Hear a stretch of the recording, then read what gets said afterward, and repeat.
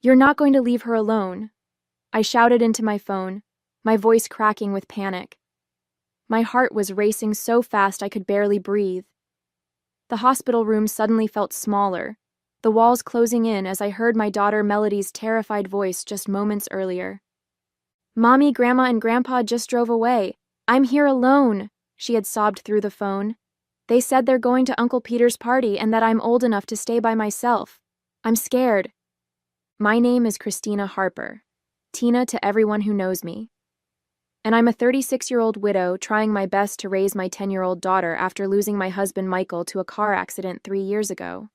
Melody has struggled with anxiety since her father's death, sometimes waking up with nightmares, worried something might happen to me too. Now, my in-laws had confirmed her worst fears by abandoning her when she needed protection most. "Tina, you're overreacting," my father-in-law Gerald huffed through the phone. "She needs to toughen up. She's not a baby anymore. We'll be back in a few hours."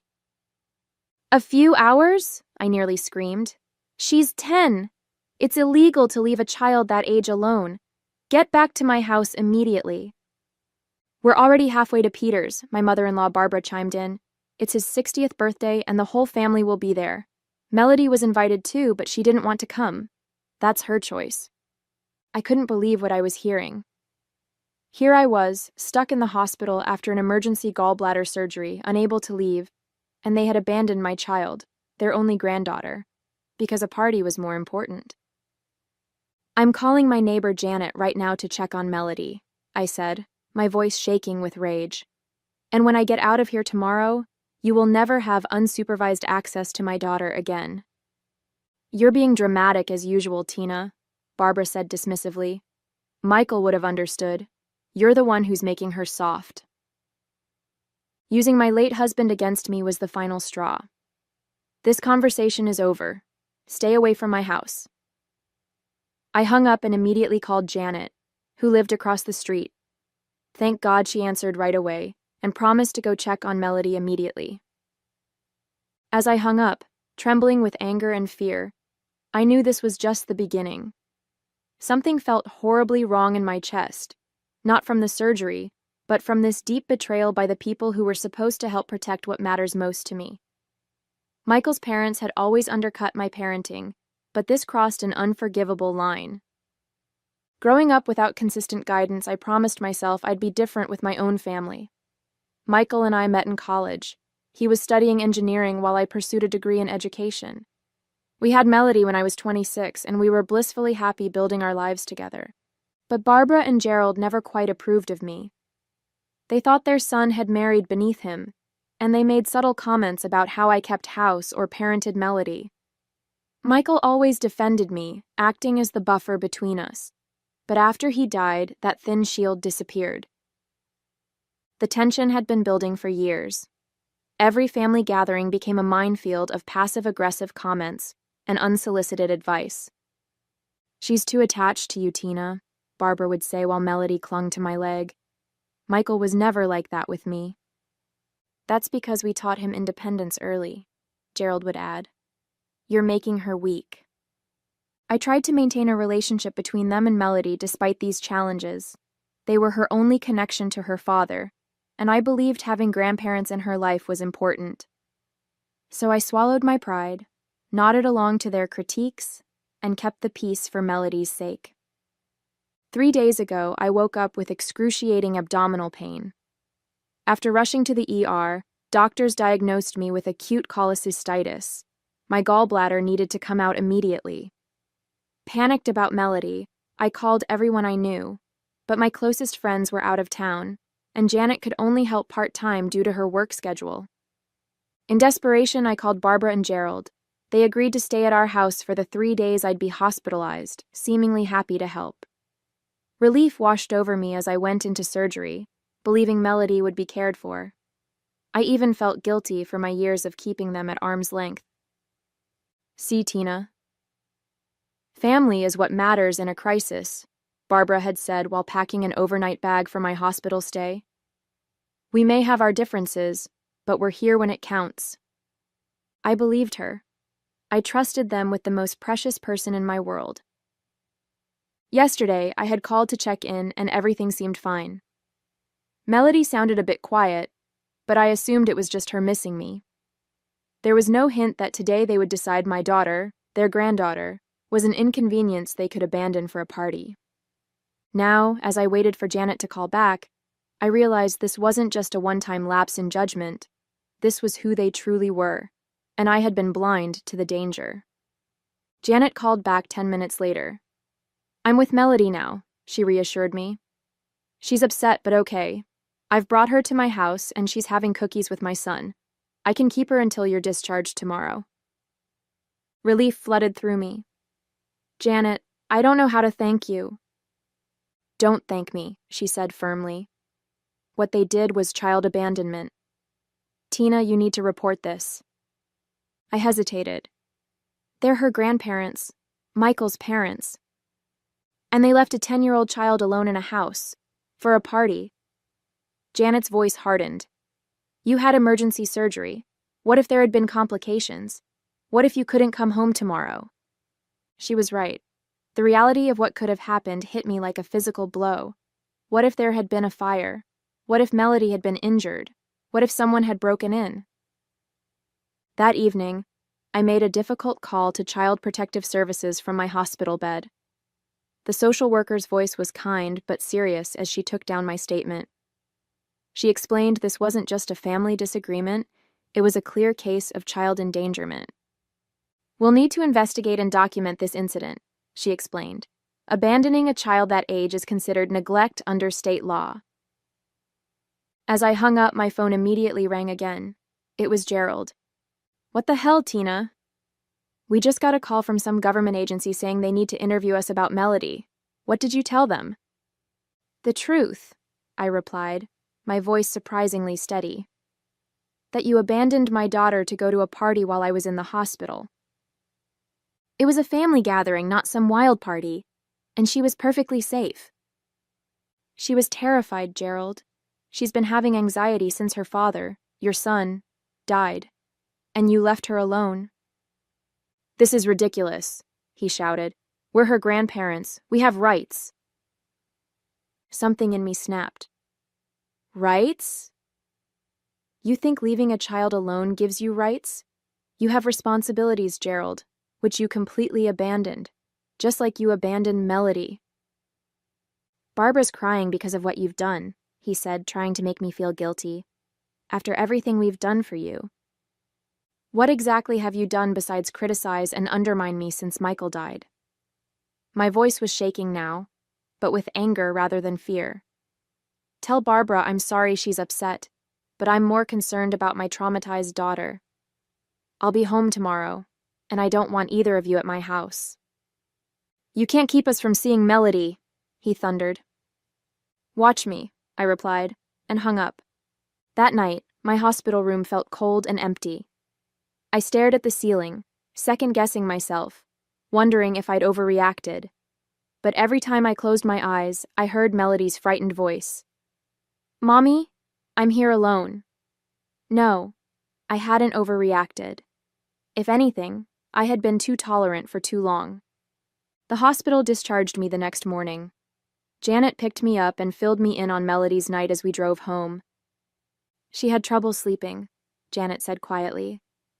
"Kept asking if you were really coming home today." My heart ached. "Did she say anything else about what happened?" Janet hesitated. "She mentioned this wasn't the first time they'd left her alone." I nearly choked. "What?" "Apparently, they went grocery shopping yesterday and left her home for about an hour. She didn't call you because they told her not to bother you while you were recovering." White-hot anger surged through me. They had abandoned her twice and manipulated her into keeping quiet about it? When we arrived at Janet's house, Melody flew into my arms, clinging to me like she used to after Michael died. "Mommy, you're back," she sobbed into my shoulder. "I'm here, sweetie," I whispered, fighting through the pain of my surgical incision to hold her tight. "I'm so sorry about what happened." Later that afternoon, after settling back into our home, I changed the codes on our electronic door locks. I was still moving slowly from surgery, but determination pushed me forward as I called a locksmith to change the physical locks as well. Melody watched me with wide eyes. "Are Grandma and Grandpa coming back?" she asked quietly. I sat beside her on the couch, choosing my words carefully. "Not for a while, honey. What they did was wrong and dangerous." "They said I was being a baby," Melody whispered. "Grandpa said Daddy wouldn't be proud of me being so scared." Fury rose in my throat. Using Michael against our daughter was unforgivable. "Your daddy would be incredibly proud of you," I said firmly. "You were brave to call me when you felt unsafe. That was exactly the right thing to do." By evening, my phone was buzzing constantly with texts and calls from Gerald, Barbara, and even Michael's brother Peter. I finally answered Peter's call. "Tina, you need to calm down," he started. "Mom and Dad are beside themselves. They're saying you reported them to child services and changed the locks?" "They abandoned my daughter, Peter, twice." My voice was ice. "They left a 10-year-old alone to attend your birthday party." "Look, they made a mistake." "A mistake?" I interrupted. "A mistake is forgetting to pick someone up from soccer practice. Deliberately leaving a child alone after being trusted with her care is a choice." "They're family, Tina. Melody's grandparents." "Being family doesn't give them the right to endanger my child," I replied. "Would you leave your kids alone at that age?" His silence was telling. "That's what I thought," I continued. "I've filed a formal report, and yes, I've changed the locks. They're not welcome in my home until they acknowledge what they did and take steps to earn back my trust." After hanging up, I found 3 voicemails from Barbara, each progressively more hostile. "Tina, this is absurd. Gerald and I have never done anything but love Melody." The first one began. The second, "You're turning our granddaughter against us. Michael would be horrified by your behavior." And the third, left just minutes ago. "We're consulting with a lawyer about grandparents' rights. You can't keep us from seeing Melody. You've gone too far this time." I deleted them all, hands shaking. I knew the threat about grandparents' rights might not be empty. They had the resources for legal action. But I also knew I had documentation of their neglect, and protecting Melody was worth whatever battle lay ahead.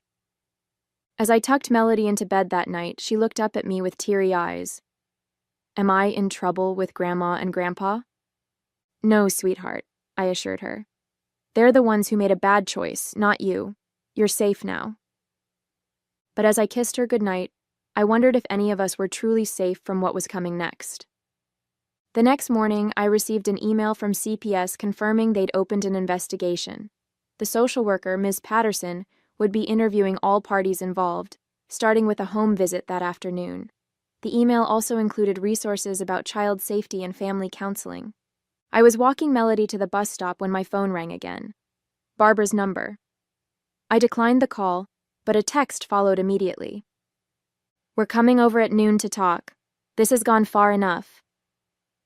My hands trembled as I texted back. "Do not come to my house. I will call the police if you show up uninvited." 3 dots appeared, disappeared, then appeared again before her response came through. "You wouldn't dare." "Try me," I wrote back. After seeing Melody safely onto the school bus, I called the non-emergency police line to report potential unwanted visitors. The officer was sympathetic, especially when I explained the CPS investigation, and promised to have a patrol car drive by around noon. At 11:55, true to their word, Gerald's SUV pulled into my driveway. I watched through the front window as they marched up to my door, Barbara's face set in determination, Gerald's in anger.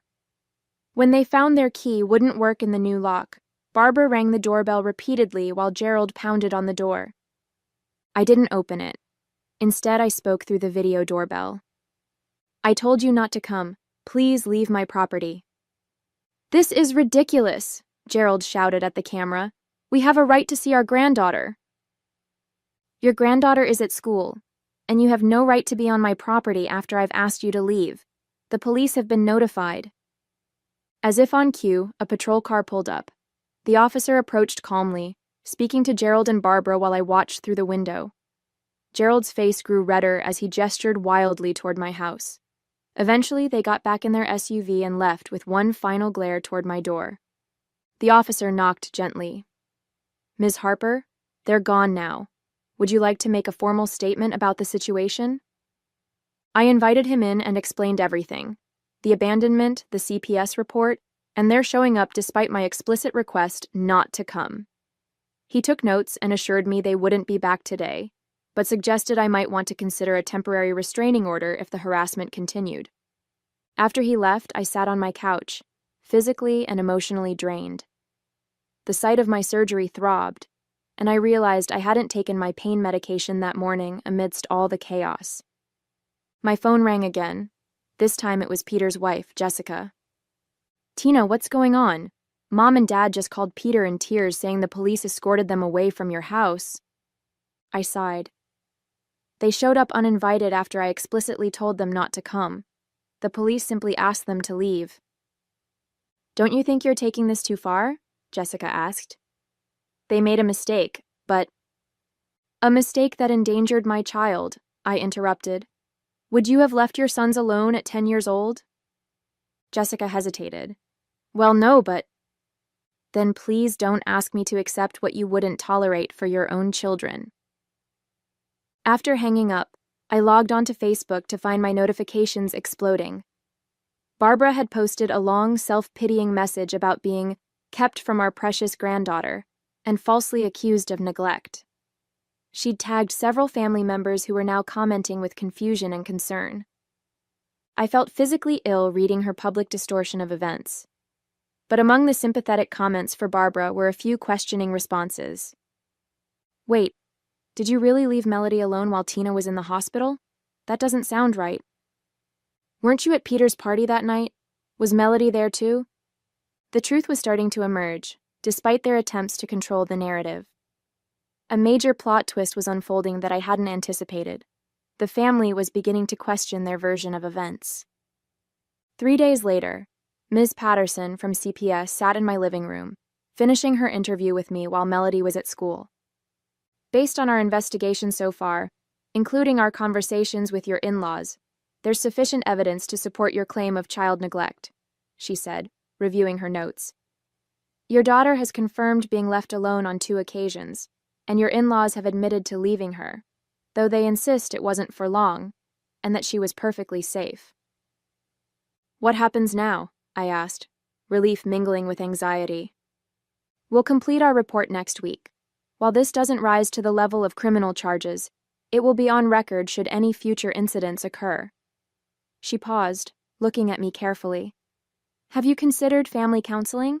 It might help establish boundaries if you plan to allow them back into your lives eventually." "I'm not sure I do," I admitted. "Or at least, not in the same way." After she left, I checked my email to find a message from a lawyer I didn't recognize. The subject line made my blood run cold. "Representation for Gerald and Barbara Miller, grandparent visitation rights." My hands shook as I opened it. The letter was formally worded but clear. Gerald and Barbara had retained counsel to pursue legal visitation rights with Melody. It cited their close and meaningful relationship with their granddaughter and claimed I was alienating them without just cause. Without just cause?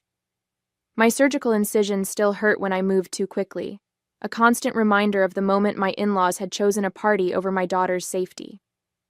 I forwarded the email to my friend Elaine, who was an attorney, asking for her advice. She called me within minutes. "First, don't panic," she said. "Second, they're overplaying their hand. Grandparents' rights cases are notoriously difficult to win, especially with an active CPS finding of neglect. I'd be happy to represent you if it comes to that." "Thank you," I said, my voice breaking. "I just don't understand how they've twisted this around so completely. They're acting like they're the victims." "People who can't accept responsibility often flip the narrative," Elaine explained. "But the facts are on your side, Tina." That evening, as Melody and I were eating dinner, the doorbell rang. I checked the video feed to see Peter standing there alone, looking uncomfortable. I hesitated, then opened the door. "Can we talk?" he asked quietly. I let him in, keeping Melody in my sight in the dining room.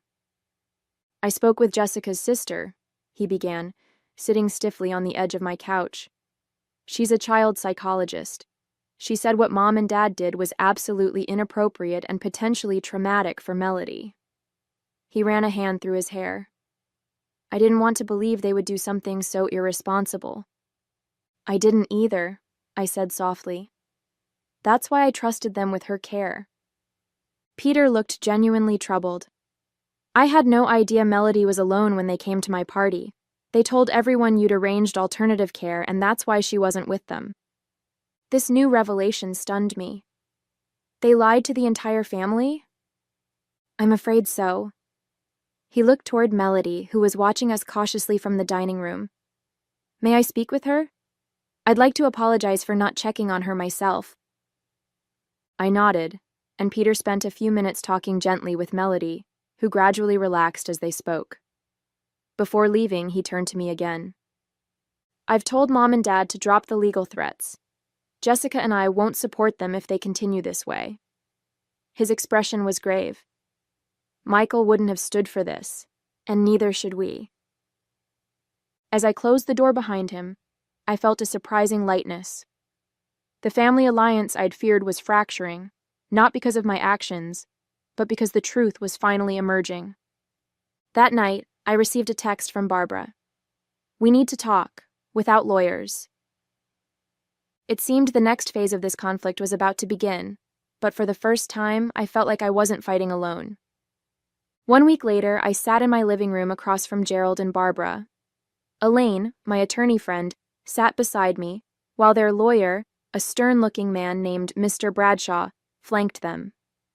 Between us on the coffee table was a formal agreement that had taken days to negotiate. Barbara hadn't spoken directly to me since entering my home, her eyes red-rimmed but defiant. Gerald looked aged somehow, the confidence that had always characterized him notably diminished. Let's review the terms one final time, Elaine said professionally. The Millers acknowledge their lapse in judgment in leaving Melody unattended. They agree to complete 6 sessions of a grandparenting education program and 3 family therapy sessions before resuming unsupervised visits with Melody. Mr. Bradshaw nodded stiffly. And Ms. Harper agrees to dismiss the CPS complaint and permit supervised visitation in the interim, starting with 2 hours twice monthly at neutral locations. Those are the terms, I confirmed, looking directly at my in-laws. This isn't about punishment. It's about Melody's safety and ensuring nothing like this happens again. Gerald cleared his throat. We still think this has been blown out of proportion, but we'll sign. As they scrawled their signatures on the document, I felt no triumph or satisfaction, just relief that the battle was ending and hope that healing could begin. After they left, I found Melody sitting on her bed, clutching the photo of Michael that she kept on her nightstand. Are Grandma and Grandpa still mad at me?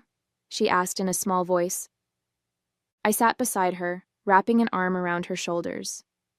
They were never really mad at you, sweetheart. They're sad about the situation, but we're all going to work together to make things better. Will I see them again? Yes, I assured her. But things will be a little different for a while. We're setting up some new rules to make sure everyone feels safe and respected. 3 months later, I sat on a bench at the park, watching as Melody showed Gerald how to use the tablet she'd gotten for her birthday. Barbara sat nearby, actually listening as Melody explained a game she enjoyed. Peter and Jessica's sons played on the swings, occasionally calling for Melody to join them. The family therapy sessions had been difficult but necessary. Gerald and Barbara had initially been defensive, but the therapist skillfully guided us through conversations about boundaries, respect, and the trauma Michael's death had caused all of us. The grandparenting classes had made an even more profound impact. Barbara admitted during our last therapy session that they had been parenting Melody the way they'd raised their sons in the 1980s, expecting independence perhaps too early and emphasizing toughness over emotional support. We were wrong, she had said, the words clearly difficult for her. The world is different now. Children are different. And we need to be different too. It wasn't a perfect reconciliation. There were still moments of tension, instances where old patterns threatened to emerge. But there was progress, real, meaningful progress that benefited Melody most of all. My phone buzzed with a text from Janet. "How's it going?" I smiled as I replied, "Better than expected." They're actually listening to her. Janet had become part of the extensive support network I'd built around Melody. I'd learned my lesson about relying too heavily on any single source of support. Now, in addition to Gerald and Barbara, Melody had Janet, Peter, and Jessica, my friend Elaine, and several other trusted adults in her life. As I watched my daughter laugh at something Gerald said, I felt a complex mix of emotions. Not the vindictive satisfaction I might once have imagined, but something more valuable. The peace of knowing I had protected my daughter while still preserving her connection to her father's family. This was what real victory looked like, not destroying relationships, but transforming them into something healthier for everyone involved.